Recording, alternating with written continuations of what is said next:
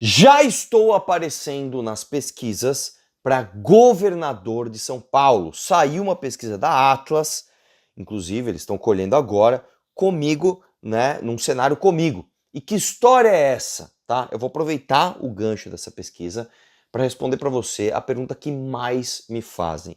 E Arthur, quando é que você vai voltar? Cara, o que você vai fazer esse ano? Você vai se candidatar o quê? O que vai acontecer? Eu vou aproveitar esse vídeo para falar disso. Já deu like no vídeo e se inscreva no canal. É importante você dar o like agora, tá?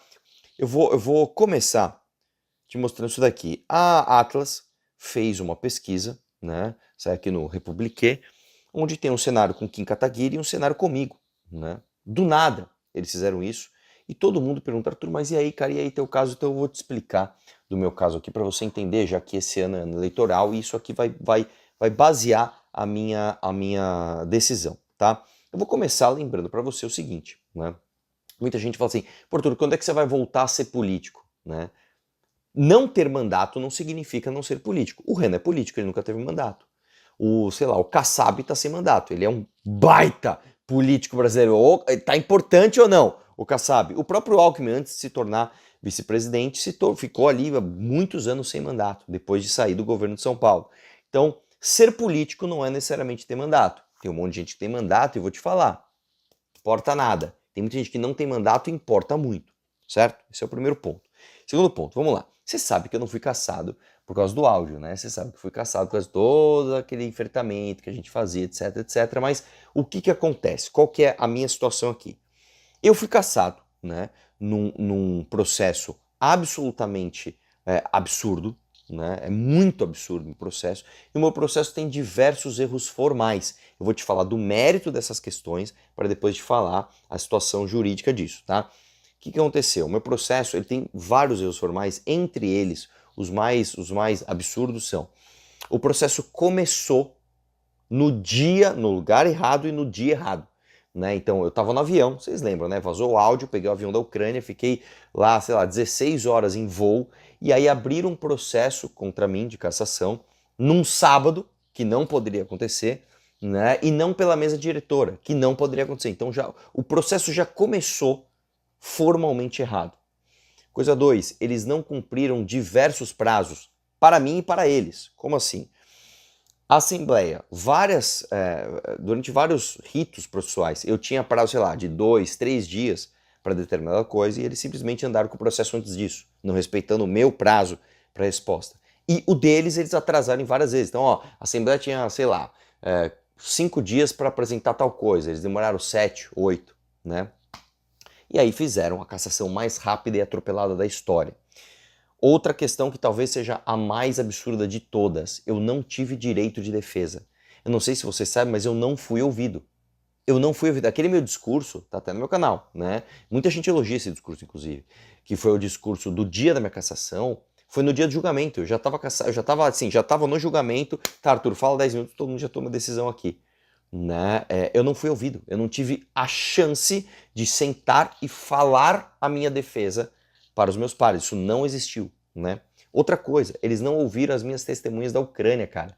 Tinha gente da Ucrânia falando, eu quero testemunhar no Brasil, eu quero. Tinham 2 jornalistas falando, eu vou até aí testemunhar a favor do Arthur no Brasil. Os caras mandaram um e-mail tipo assim, olha, quinta-feira à noite que o cara tinha que estar aqui, sei lá, na segunda de manhã. Não dá, cara. Você tá falando do cara da Ucrânia, velho. Até o fuso é diferente. Enfim, os caras não ouviram. Outra coisa, o relator assumiu assumiu a parcialidade, né? Teve até uma pergunta que fizeram para ele no Vilela e o relator do meu caso, né? O cara que deu o relatório pela cassação, que foi o delegado Olim, ele falou: olha, o Arthur só foi cassado porque ele não tem amigos. Ele não tem amigos. O Arthur é inimigo de todo mundo, então ele foi caçado por isso. Mas ele foi mais pesado. A maioria estava já contra ele e ia... Tanto que ele, quando ele veio aqui... Ele arrumou muito inimigo na Assembleia, né? Do relatório dos autos, se compõe esse efeito. O deputado Emílio de Souza ofereceu representação de RGL 184 de 2022 em face do deputado Arthur Duval, porque esse teria divulgado pela mídia conjunto de áudios do teor sexista e misogino, logo, misógino. Misógino. Logo a seguir, outras 19 representações foram apresentadas a esse conselho. E mais uma, que foi a dosimetria. Existe um erro claro ali de dosimetria, uma vez que o outro deputado, Fernando Cury, assediou a Isapena dentro da casa, passou a mão nos seios dela, né? Ele pediu perícia das imagens ali, do próprio circuito da Assembleia, o que demorou para ser feito, demorou meses para ser feito, e aí depois ele se salvou.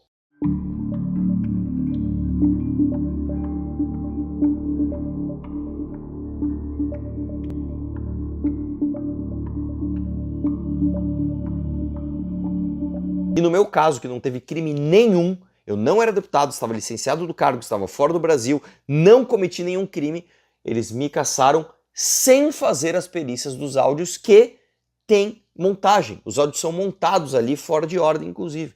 Né? Eu tive que pedir a perícia depois, etc. Eles negaram a minha perícia. Olha isso, cara. Os caras negaram a perícia de um áudio que eles pegaram da imprensa. É um absurdo completo, cara. Um absurdo completo. Enfim, qual que é a situação jurídica do meu processo? Eu entrei, né, com processo no TJ, que era o órgão responsável. O TJ é um tribunal de São Paulo, já sabendo que não ia dar. Não dá, não faz sentido, tá? E eu nem falo isso aqui em tom de denúncia. Não faz sentido. O TJ de São Paulo, que é um órgão do Judiciário paulista, né, revogaram uma decisão do Legislativo paulista se eles são tão interdependentes, né? Várias votações do TJ são na Assembleia. Votação de salário, votação de, sei lá, de cargo, etc. Eles são muito entrelaçados. É muito difícil que o TJ de São Paulo daria uma decisão contrária à Assembleia. E o que a Assembleia fez? A Assembleia foi esticando muito os prazos de tudo. Então, ó, entrei com a ação no TJ. O que a Assembleia fazia? Elas esperavam o último dia do prazo para pedir uma prorrogação de prazo. Aí chegava no último dia da prorrogação, eles entregavam uma coisa gigantesca. Para você ter uma ideia, a primeira defesa da Assembleia, né, se não me engano, tem 68 páginas, cara. Os caras falam assim, não, vamos ferrar o Arthur, vamos deixar um negócio super extenso para todo mundo usar os prazos até o fim. Finalmente se esgotou a fase de São Paulo e agora o meu processo subiu para o STJ, que é Brasília. Então o meu processo está no STJ, tá? Eu não sei ainda quem é o relator, eu não sei ainda quem é o juiz que vai julgar, mas ele vai ser julgado esse ano antes das eleições, tá? Então isso vai acontecer, isso está em trâmite. Muito importante deixar claro isso.